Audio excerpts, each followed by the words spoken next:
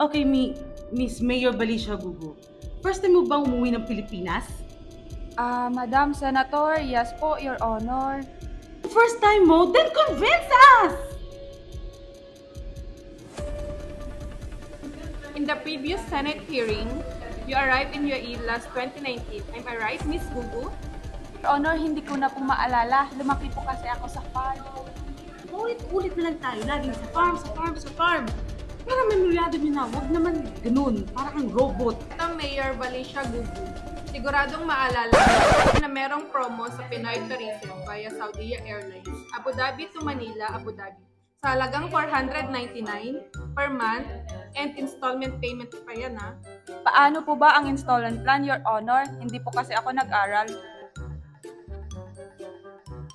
Go back to your home country.